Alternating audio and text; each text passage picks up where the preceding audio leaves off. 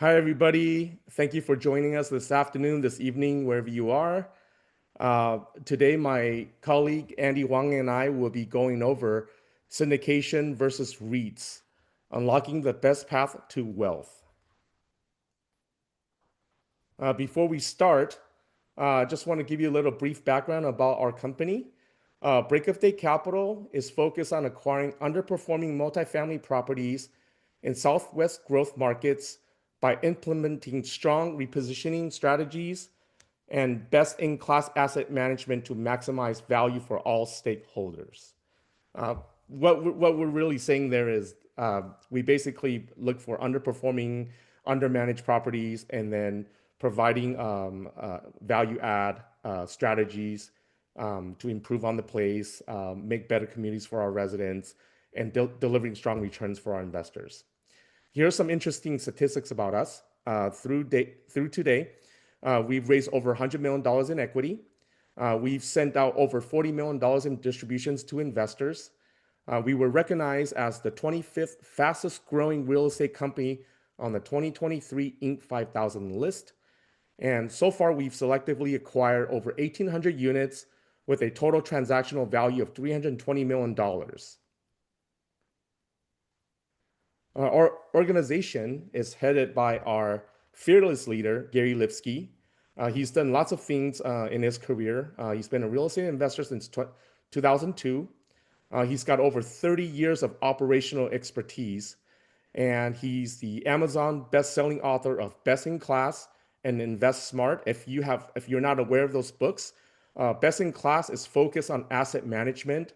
Asset management is something that's not often spoken about, but it is a uh, key differentiator in producing strong results, operational results for what we do.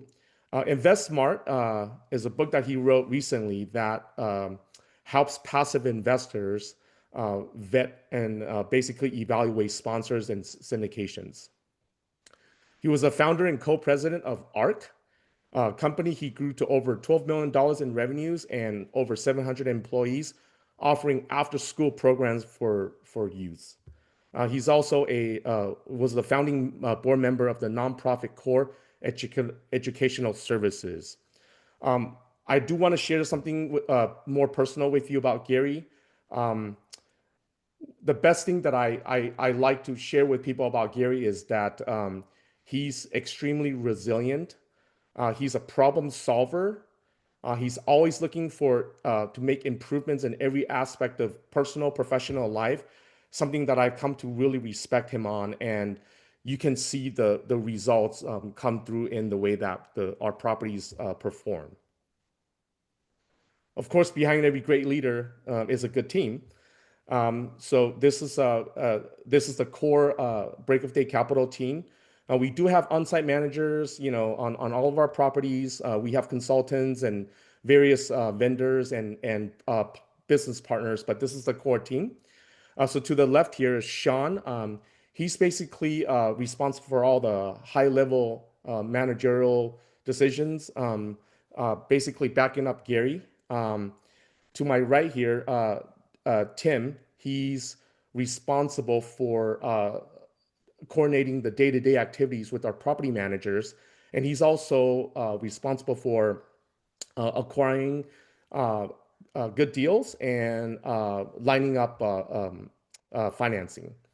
And then bottom here, working my way down, is my esteemed colleague Annie Wang. He's a chartered financial analyst. For those of you know, CFA is a really big deal, and I'm proud that my colleague has such a designation. But Andy and I work closely with each other. We're responsible for educating our investors with private equity syndications, and then just helping them construct their overall portfolio. And saving the best for last is Jacqueline. Most of our investors, interact with Jacqueline probably on a monthly or quarterly basis, but she basically does everything. So it'll probably take me a couple hours to go through all the stuff that she does. So I'll just stop here. Okay, let's get into it. So I should say syndications, private equity syndications. Those are all words used interchangeably. versus REITs. Okay, we mentioned that at the beginning of the presentation. What is a REIT? All right, it stands for Real Estate Investment Trust. And the ones that you might have heard of or know of are typically publicly traded. So they're just like a stock, right? Um, they trade on the exchanges. You can buy them in your Schwab, your Fidelity account. Um, they are exposed to real estate, and there's all kinds of sectors. Everything from multifamily to industrial to self storage, etc. Um, and so they look and feel a lot like syndications, which is basically group investing in an asset, and we focus on real estate on our side. So the biggest difference between the two, and it's you probably know this is super obvious, is that because publicly traded REITs are stocks, so they basically trade during market hours, and you can buy and sell to your heart's desire. Private equity real estate syndications, on the other hand, is very similar to as if you were buying a piece of real estate on your own. So the time to purchase, to sell, to operate, it takes a long time. And so typically your investment in a real estate syndication can last just as long as if you're buying the deal yourself. So you can expect to hold, to have to hold anywhere from 3 years to as long as 10 years. Now, before I go to the next slide, I want to just mention one thing. Even though private equity real estate is considered highly illiquid, um, we do know that life happens, and sometimes you do need access to your capital in an emergency. And so typically, what we would try to do is to try to match the investor that needs to exit with another investor in the same deal, and just basically enabling them to negotiate with each other on a takeout price. And there's certainly places where you can sell illiquid private equity real estate investments in the secondary market. um, Generally, you'll have to sell it at a discount. Okay, accessibility. Um, like I mentioned earlier, because a REIT has taken real estate and securitized it into paper shares, they are really available. You can just log into your brokerage account. You can buy and sell to your heart's desire, often with very low fees. On the other hand, private equity real estate syndications, uh, they are because they are typically geared towards sophisticated investors. Um, they are restricted generally to accredited investors, and Andy, I don't know if we want to get into what accredited investor status is, but generally speaking, the minimum investments are $100,000 or more, versus just being able to buy one share of some publicly traded REIT in your brokerage account. And as I mentioned, you can buy you can anybody can buy a share of a publicly traded REIT. Regulation and transparency. And so this is a big differentiator. A publicly traded REIT, because it's uh, like a stock, right? It's subject to all the SEC regulations, oversight, and so they have to do their quarterly earnings report. They do the 10Qs, the 10Ks, the annual filings.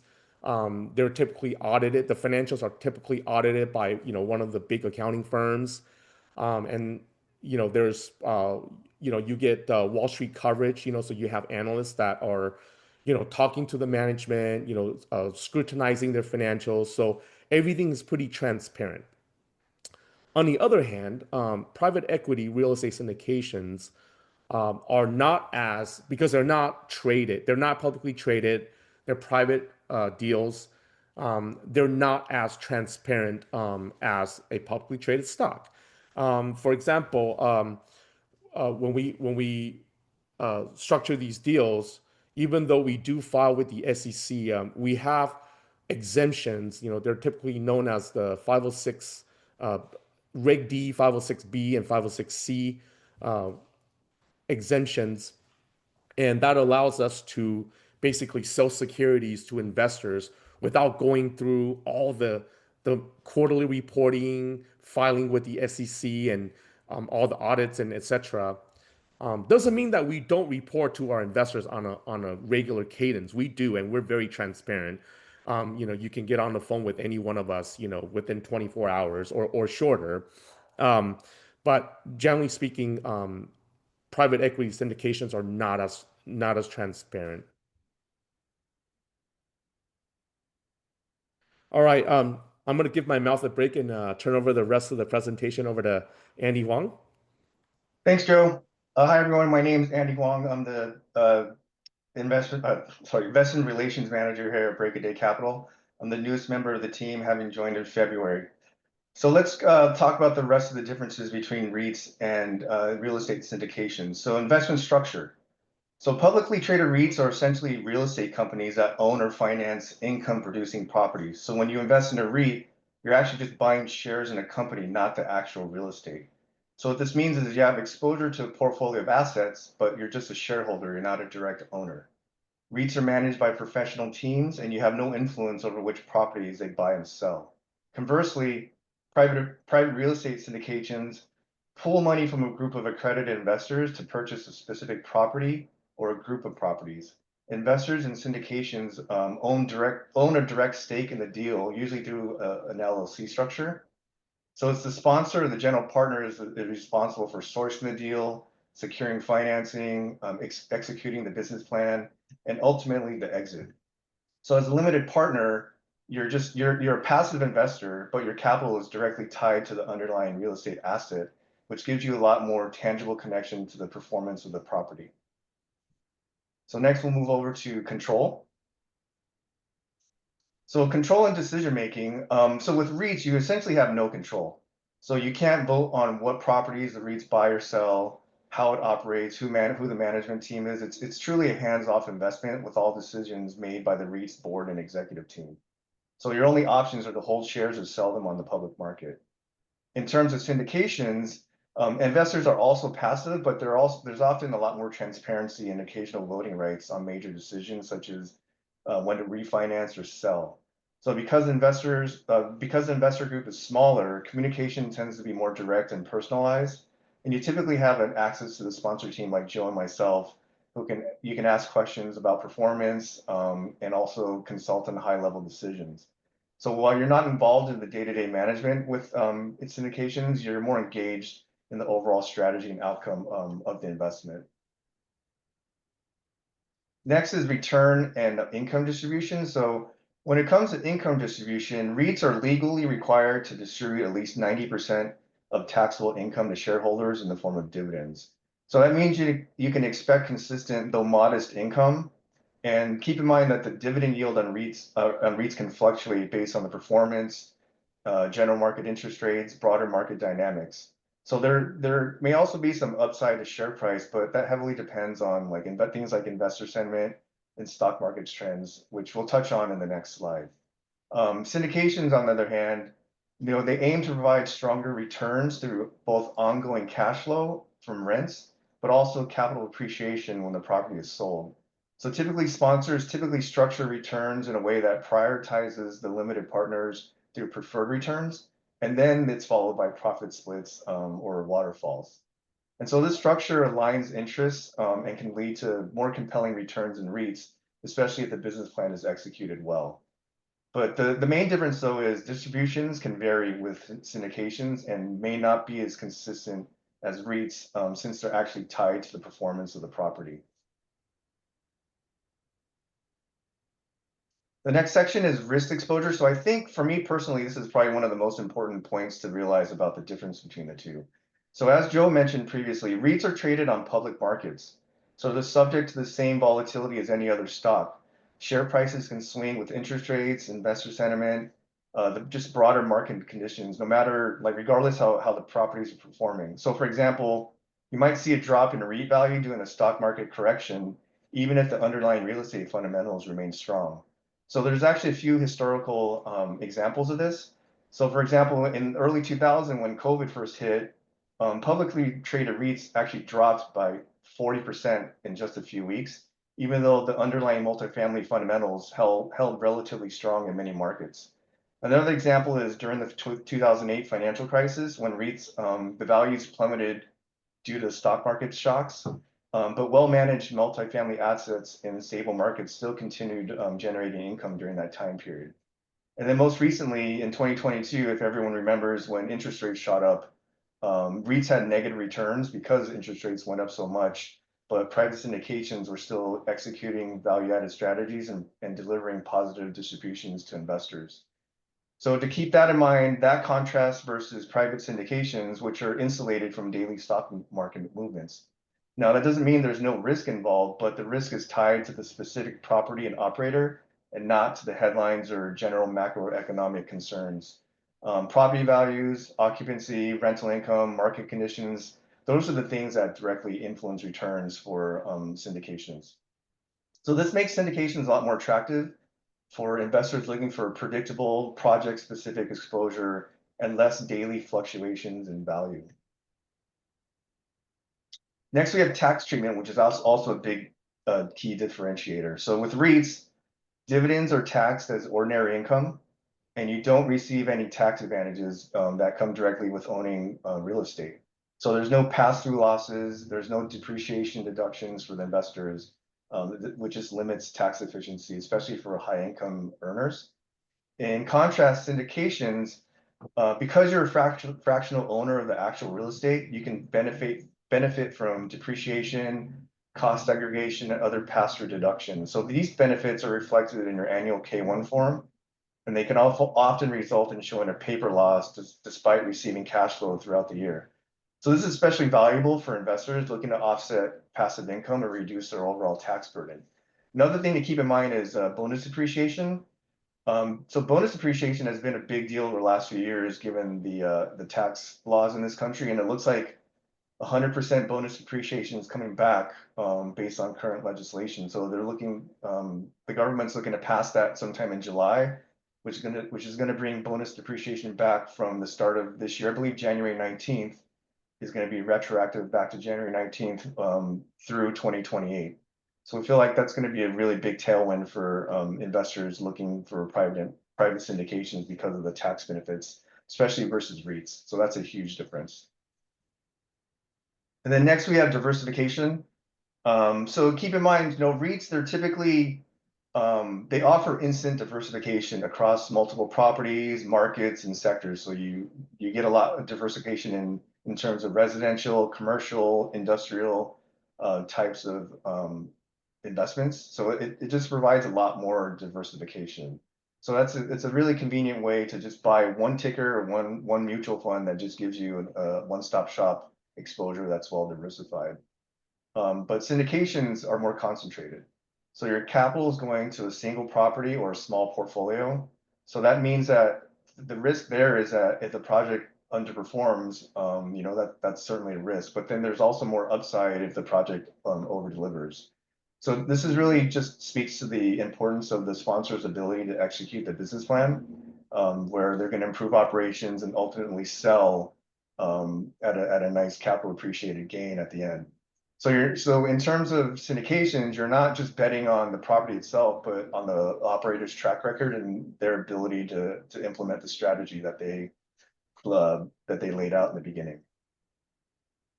And then finally, the last key difference is the time horizon. I think Joe touched upon it earlier in terms of liquidity, but we thought it'd be important to just bring it up one more time. So REITs can be bought and sold at any time during market hours, just like any stock or ETF. So it makes them great for investors who want flexibility to rebalance their portfolios if you need quick access to cash. So that liquidity can make it a lot more easier for people who have that type of financial situation that they just need more liquidity. Syndications, as Joe mentioned, are just illiquid. So your money's typically locked up for 3 to 10 years. With break-a-day capital, it's usually 3 to 5 years. So you can't really sell your interest on the secondary market. Joe mentioned that there might be some options, but just keep in mind if you do that type of sale, you're most likely taking a large discount on the investment. So that's a big downside if you do try to sell in the secondary market. But in exchange for this illiquidity, you get a defined investment strategy, targeted returns, and potential tax advantages. So those are some of the bigger trade-offs in investing in syndications versus REITs is that you to lock up your money for a longer period of time, but you get higher return projections and you get the tax benefits that we mentioned. So those are the main differences between REITs and syndications. So again, REITs offer convenience, liquidity, and instant diversification. They're great for passive investors who want market exposure without the long-term commitment of a syndication. Syndications, on the other hand, offer direct ownership, strong tax benefits, and the potential for higher returns in REITs, especially when you're working with an experienced operator who knows what they're doing. So they might require more due diligence and have longer hold periods, but they can also be a more powerful tool to build long-term wealth. So it ultimately comes down to the investor's goals. So are you looking for liquidity and market returns, or are you looking for targeted asset-specific opportunities with better tax efficiency and higher upside? So those are the main sort of trade-offs between the two. It's not necessarily saying one's better than the other, but I think a lot of it just depends on the individual investor's situation. So hopefully, what we've laid out here helps investors sort of decide between which of the two would be a better fit for them. And so the next steps is, if you're interested in exploring private syndications further, I'd invite you to schedule a discovery call with me. And you can use the QR code that's shown on the page. And you can see my email address is Andy@Breakaday Capital. So feel free to reach out to us. We're here to answer any questions you have. We'd love to talk about our current offerings like the Multifamily Impact Fund or our Preferred Income Fund that we just offered a new C share class that pays a 12% annual return. So we have a lot of exciting things coming your way.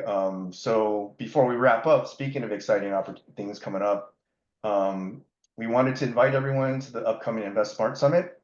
So that's going to be on June 6th, and it's going to be a free virtual all-day event featuring speakers and sessions designed to give people actionable insights on the economy, passive income strategies, tax planning, things that are what's happening in the multifamily market. So it's a really holistic day in which we cover a lot of topics with several speakers. So even if you're not ready to invest, it'll be a great opportunity to learn, ask questions, hear directly from industry experts and our leadership team. So we'd invite you to go ahead and register. You can go to investsmartsummit.com, and we look forward to seeing you all there and hopefully work with you in the future. So that's all we have. Joe, did you wanted to see if we have any Q&A? Does anyone have any Q&A questions? I don't have any in the queue right now, but maybe we could just chat a few minutes in case there's anything that comes in. But like you said, you know, uh, we make ourselves available to speak with our investors, potential investors. Just or if you have further questions about the this particular webinar, we're just a quick phone call away. So if you're hearing this on a recording, please don't hesitate to reach out.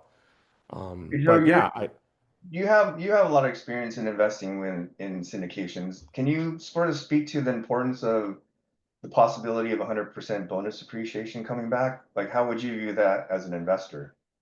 yeah. So before I answer that question, let me just let's just rewind a little bit, which is that the reason why my favorite reason for investing in syndications is really the depreciation. I come from a real estate investing world, because I am a rep, I have rep status. I'm a real estate professional. I get to use the depreciation to its maximum, right? And so um, when you invest in a publicly traded REIT, you lose that benefit. That's already taken into account in the operations of the real estate company, and um, that all flows through the financial statements and supposedly reflected in the share price, right? But it doesn't like you're not going to get a K1, with a loss that you can use to offset your other incomes, right?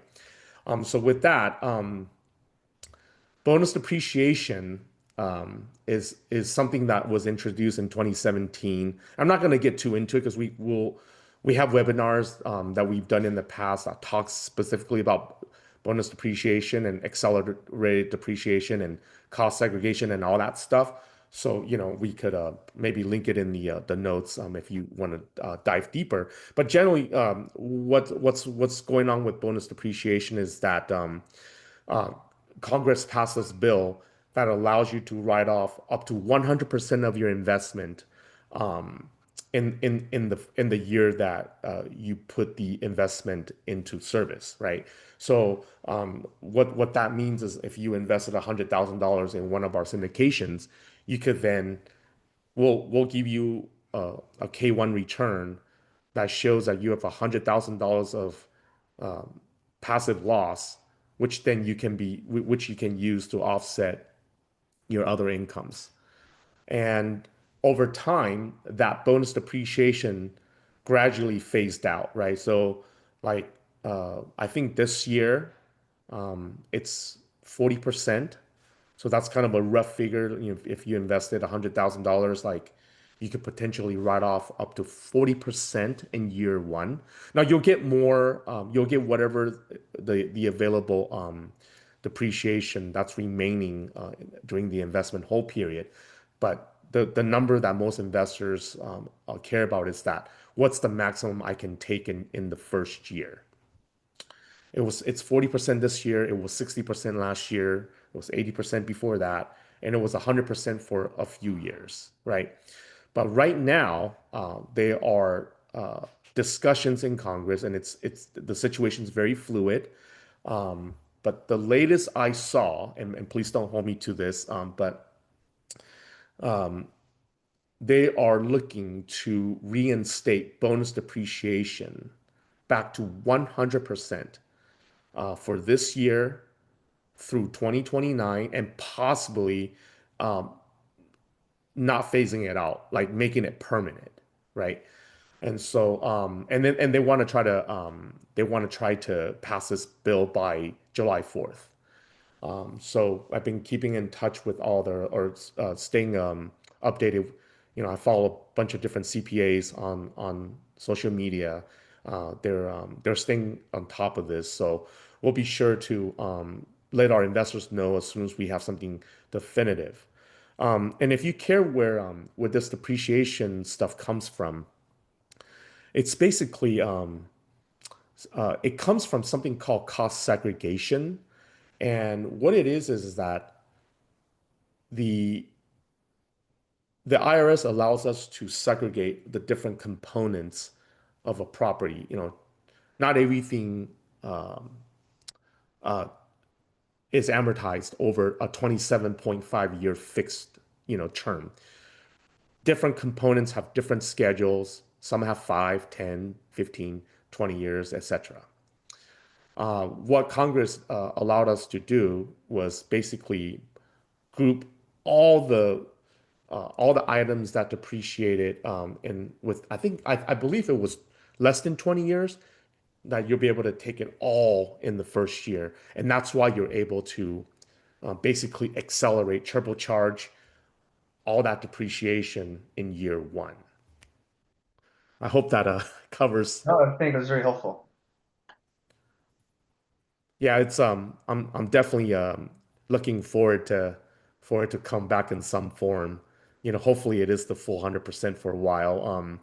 We got pretty spoiled the first few years, just being able to, offset and just for people who are not real estate professionals, right? Which is a lot of people, people that have regular W-2 jobs, um, those depreciation benefits that you receive can be used to offset your other real estate activities or other passive activities. it doesn't you can't use it to offset your wages in your W-2 income, but you can certainly use it to offset your other real estate investments, your other real estate incomes and capital gains. And that's available for everybody. And just to clarify that, so for your typical W-2 worker who might not have any other passive income, if you don't qualify for the bonus depreciation, that doesn't mean you lose depreciation. You can't use it until the property sells, but you'll eventually be able to take advantage of it. So just Yeah. because you don't have any passive income to offset, don't think that you can't take advantage of the depreciation part. It's just you can't take advantage of it in this year, but you will get the tax benefits when the property sells. Yeah, that's a good reminder that your losses, they do get carried forward. And so you always have this bucket that you can use to offset in the future. Right. Um, Andy, we have a question. I'm gonna read it out loud, and maybe you can take this one. Sure. So Ron asks, could you speak about the two offerings that are currently available, please? I Yeah. think we have three, right? So maybe we could Yeah. just make sure we cover them all. So we have three current opportunities. One is the Icon and Headley, which recently closed, but we still have a little room for investors for those who are interested. So that's a single deal property. It's 136 units. It's in Tucson, and it's actually so the targeted IRR is about 15%. The term is expected about 3 to 5 years. So hopefully we take over the underperforming property, fix it up, make it run more efficient, and sell it in 3 to 5 years for a nice return. So that's the Icon and Headley, which is a current opportunity. The next one is the Break of Day Impact Multifamily Impact Fund. So this is our only diversified offering. All of our other deals are individual deals in individual multifamily apartments. But we have a fund which is for investors who prefer diversification. So that fund currently has 4 properties in it. So Icon on Headley that I just mentioned, Icon on Spanish Trail, and Icon on Midvale. So those Spanish Trails acquired in late 2023, Midvale was late 2024, and then Headley was a couple months ago, or a month or two ago. And so those are the three properties currently in the fund, and we're also looking for a fourth before closing the fund. So that's for investors, as I mentioned, that prefer a more diversified option than just being in one single deal. And then the third option is the preferred income fund. So we have investors who don't want to take the risk, the equity risk of an actual deal, and would just like stable fixed income. So we have a preferred income fund that you're not investing in the debt of the underlying investments, but you're not investing in the top equity structure, the top equity piece that has the highest upside. This preferred income fund sits right in the middle, meaning in the order of cash flows, the debt gets paid off first, and then the next level would be this preferred income level, and then they get paid next, and then the leftover cash then gets paid to the equity piece, which is the highest upside. And so the preferred income, there's two share classes. There's a share class that pays an annual yield of 8%, which is pretty good compared to bond yields of, treasuries about 4% now. And that one, there's a 90-day lockup period, meaning you have to hold your money for 90 days. And then there's a 45-day distribution notice. So after your 90-day lockup period, if you just give us a heads up about a month or so ahead of time, then we'll be able to give however much money you want to withdraw, we'll give you that back. And it's usually quicker than 45 days, but we just put that out there as the longest possible wait time. So that's the Class A share class. We just introduced a new Class C share class, which actually offers a 12% return, which is pretty good and competitive with the market. The difference of this one is instead of a 3-month lockup, there's actually a 36-month lockup. So you have to commit your funds for a lot longer, but in return, you get a 12% annual yield. So we think those are pretty good, compelling options for our investors. For those, number one, that want more fixed income like returns and don't want to take the risk of investing in a property that, in case things go wrong with the economy or anything that can happen. and they can sleep better at night knowing they're going to get their 8 or 12% annual yield that gets paid out monthly. And so those are the three options right now. So yeah, give us a call, give me a call if anyone's interested in learning more. But we definitely still have room for some investors to join us. Thanks for that, Andy. I don't have any more questions in the queue. Maybe we'll just give it a few more minutes and then I do want to make this is probably more of a personal comment. It's not financial advice. But you know, I've come to think, and then Andy, you mentioned that I've invested in a lot of deals. So, for those of you that know me, I've been in the markets. I've worked on Wall Street, since night I don't remember now. It's like 19 in the late 90s. Um and so I've always loved investing and trading in the markets, and certainly I've given REITs a significant look, and I've invested in it, with mixed results. And I personally just feel like private equity real estate syndications is kind of like it sits like in that sweet spot where you get all the benefits of owning real estate directly, like as if it's your own deal, right? But you got to go out there and buy it, operate it yourself, and then sell out hopefully for a profit. And you're gonna have to deal with all the headaches, the tenants, toilets, and trash, all that stuff, all that stuff that um, I I've been subjected to everything that you can imagine over the last 25 years in real estate investing. And frankly, when I learned about syndications several years ago, um, I thought that it was the solution to my problems, which is how do I diversify outside of equity markets without without adding more landlord duties, right? Because I wasn't trying. I'm trying to look for passive income. I'm trying to make my money work for me as opposed to creating a second job for myself.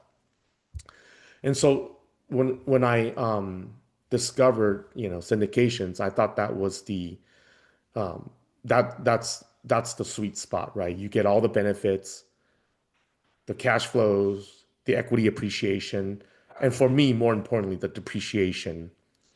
And because it's not mark to market every second, it doesn't, it's not like your syndication goes up, uh, you know, 30% in one month and down 20% another month. I'm not saying that the market values don't change. It's just that because it's not priced every second, it doesn't give you anxiety, right? Like it's like life goes on.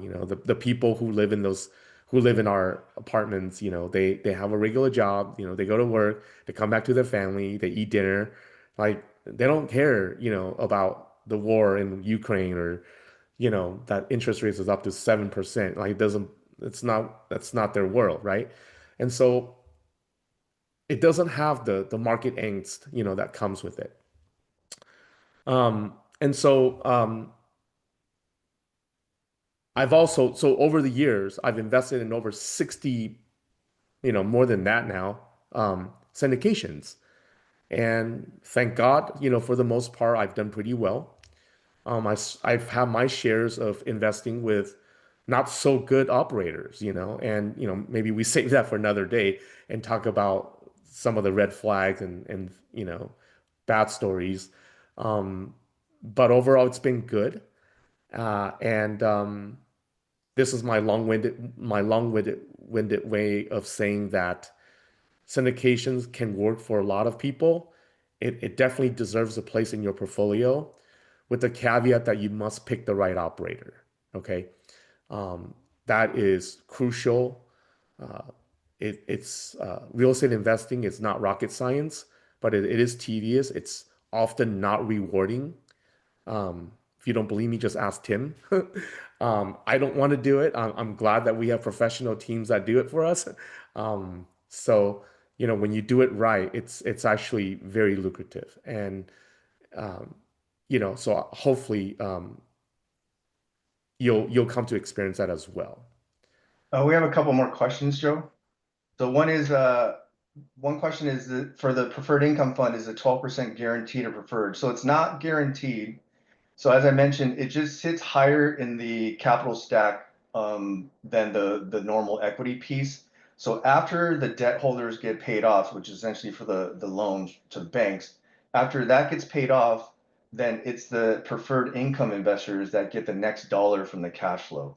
And then after all the preferred income investors get paid, and then the regular equity investors get paid their preferred get paid for their preferred return amount. And then after that gets hit, then that's when the operator starts sharing in the returns in terms of the waterfall. So the 12% is not guaranteed, but it's right after the capital stack in terms of the debt holders. So your priority is higher than the regular equity level. Another question is the website indicates that the multifamily impact fund is made up of portfolio of three properties. So yeah, that's correct. It's made up of Icon of Spanish Trail, uh, Icon of Midvale, which was called Cabo del Sol when we purchased it, but it was renamed to Icon of Midvale. And the third one is Icon on Headley. Icon on Headley, Yeah. that used to be called La Posada. So it takes us a while to get used to the names because we're so used to the original names that when we rebrand it after we take over. So those are the three current properties in the multifamily impact fund. Hopefully that answers your question. If not, Ron, please ask a follow-up. Um, let's see. Another question was, how long has Break a Day been in the business? Have you ever missed payment? So Gary started the company in 2017. So that's when Break a Day was created. And no, there's never been a missed payment or what we call in business a capital call, which is when an operator runs out of money and needs more money than they expected, they'll call extra capital from their investors. So no, we've never had a capital call. Hopefully that answers your question as well. Andy, let me add a little bit more color to Donna's question. Um, if I'm interpreting this correctly, when you ask if we ever missed a payment, um, what I would say is that uh, there have been times where some of our properties we have paused distributions, if that's what your question is referring to. And what that is that when the property is not performing as well as we like, we do not send out distributions. We do not pay out of reserves, meaning that whatever cash that we have set aside for emergencies, for rainy day, but and just for unexpected issues, we're not going to pay that out just because the property is temporarily not doing well. We need to keep that money in order to make sure that the property's protected, so to speak. So have there been situations where we uh, have stopped distributions? Yes. And we would restart that back up as soon as we feel that the cash reserves are ample. But I also want to say that Andy mentioned on all of our deals, we have a preferred return. And what that is money that is owed, that is priority is given to the investors of that money, and it accrues every year. So on some deals, depending on your investment class, you are entitled to a 7% return every year during the whole period. Some classes will get you 8%. Okay.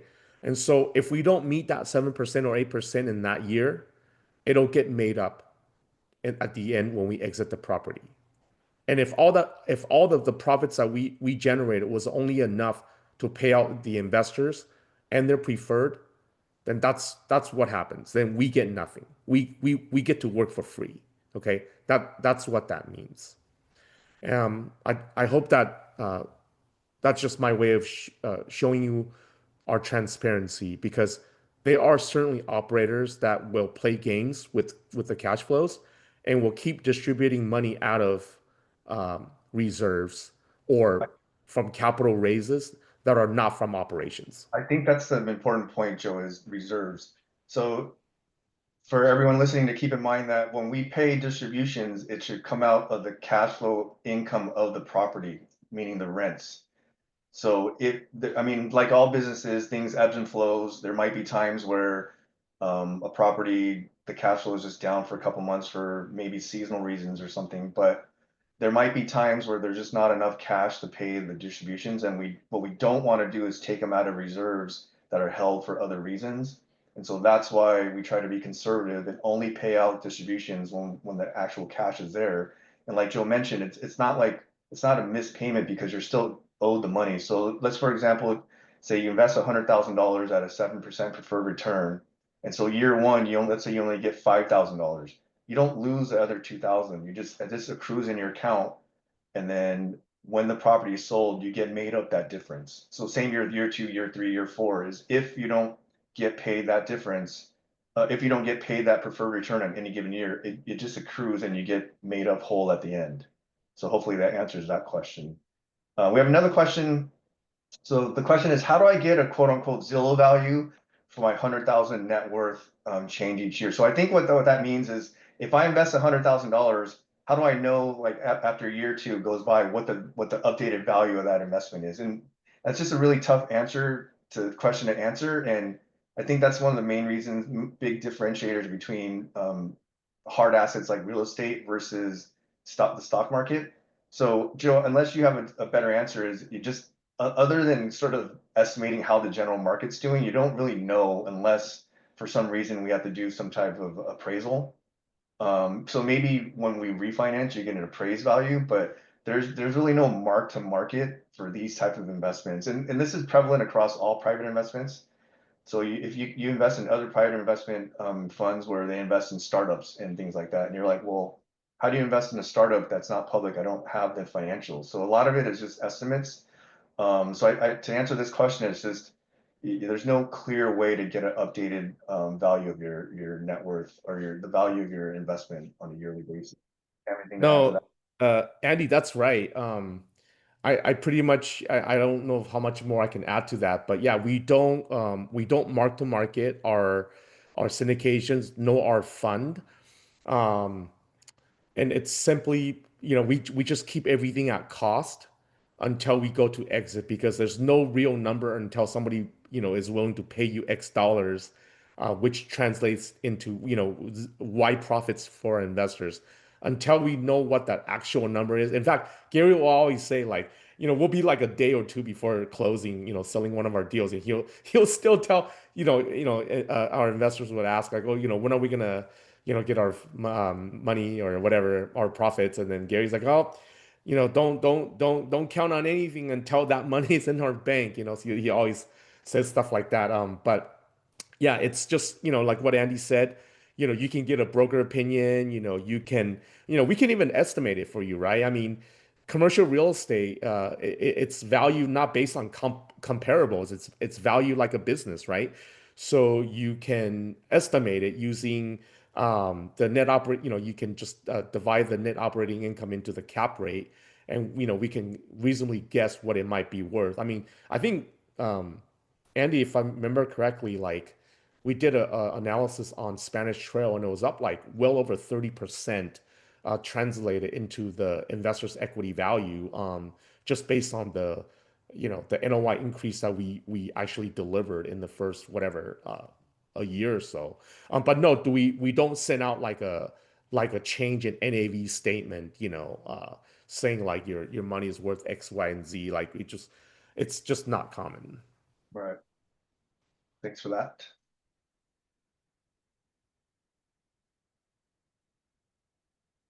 That's some I pretty don't see good any more questions. questions. Yeah, thanks for the good questions, everyone. I don't see any more. Yeah, how about we just get ready to close it up, and should we just Andy, do you want to just maybe just give everybody more little bit of detail on the Invest Smart Summit? Yeah. Pretty looking forward to that. I mean, did you want to share your screen real fast and maybe flip to that? Yeah, I don't know what happened, but it's not like it might be this thing. I don't know what happened to my how about you know what, Andy? I can share. How about I get off screen share and let you do it? Go for it.